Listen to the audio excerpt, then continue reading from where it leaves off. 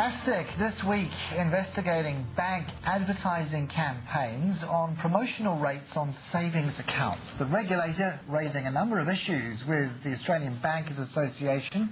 It says that some campaigns are misleading consumers.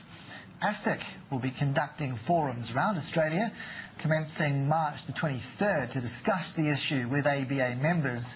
Now, Greg McQueenie, General Manager of raboplus.com.au, it is the online savings and investment bank of Rabobank. He's been heavily involved in representing industry on this issue and joins me now live in the studio. Nice of you to come in, Greg. Just give me some indication of what is at the heart of all of this. What are you really concerned about?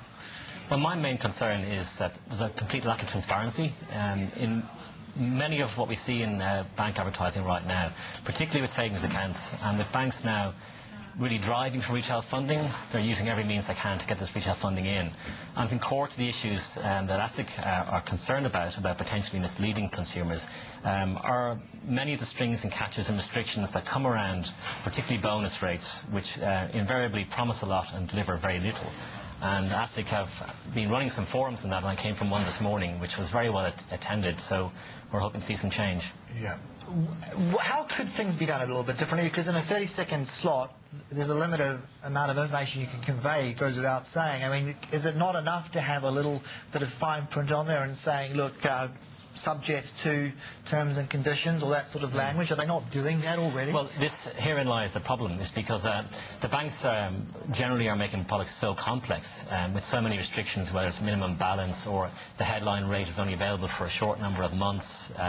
You must link your savings account to transaction account, which comes with fees. And the difficulty is that if all that's put in the small print, we know the customers invariably don't really read the small print, and that's and I take that view as well. And their view, very much like mine, is I would rather see policy far more transparent, so you wouldn't have these conditions. But if there are conditions which are have great consequences on the customer, they should be in the body copy of an ad and not buried in the small print. I looked at this issue a number of weeks ago. One bank in particular was advertising very, very heavily on a promotional rate.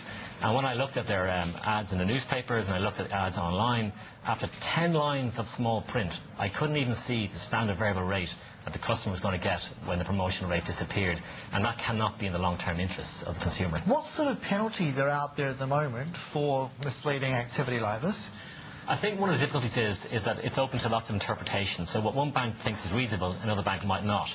So ASIC has a range of powers they can enforce on banks, and it can have enforceable undertakings on the banks and take that kind of enforcement route. But I would rather see that the industry would realise, yes, there is an issue. It isn't that difficult to solve the issue.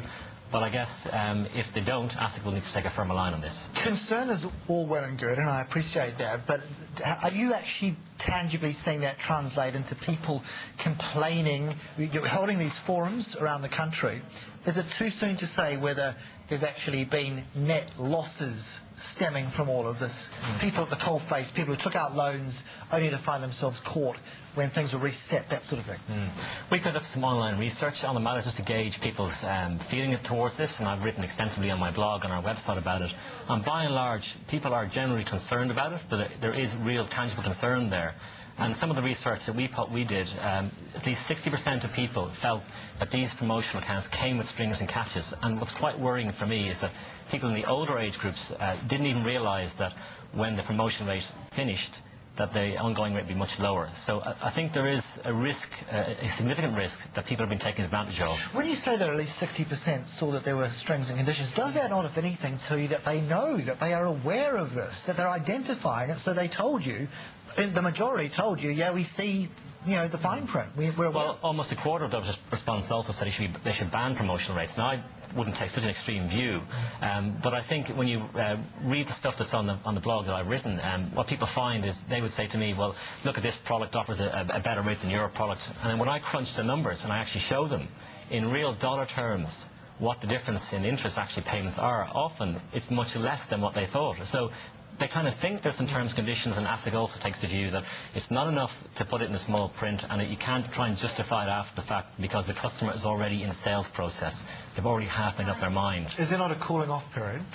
Not really, and that's one of the issues, is that, for example, when a promotional rate is supposed to expire, say on April 1, April Fool's Day, which is quite appropriate for some of these accounts, that often the bank will keep on advertising right up towards that time, when really then the benefit to the consumer is really just illusory. So what about practically getting out mid-contract? Just how much of a burden is that going to be? I mean, is it worth it from the penalty you'll have to pay? Well, this is the problem. See, the consumer thinks, particularly with rates falling, they want to get good rates of interest.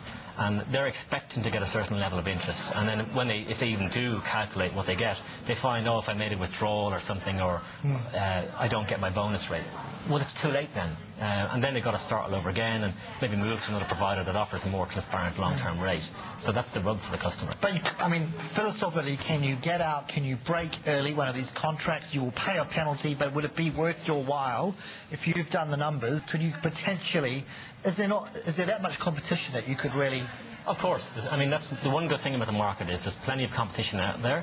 But I guess one of the key things which banks know is that if they come up with these headline rates and then don't have the transparency and disclosure in them, they know they'll get enough customers who will fall into the trap of the honeymoon rate. And then the key thing for banks, which they rely on enormously, is inertia. Inertia will take over. The customer they're busy in their lives. They just never get around to switching off. So by the time they realise they might have spent a year on a much lower rate than they actually thought, well, they've forgone all the interest they could have. So what would your advice be, briefly, finally, to consumers? I think consumers really do need, painful as it is, they will need to look at the small print. But I think that when trust in banking over the last 18 months is at such an all-time low, the industry has the obligation just to be more transparent and really develop products which have less strings and catches and can promise more and deliver more for the consumer. We'll have to leave it there. Greg McElweeney, raboplus.com.au. Appreciate your time. Thank you. Thank you very much. Okay, let us move on because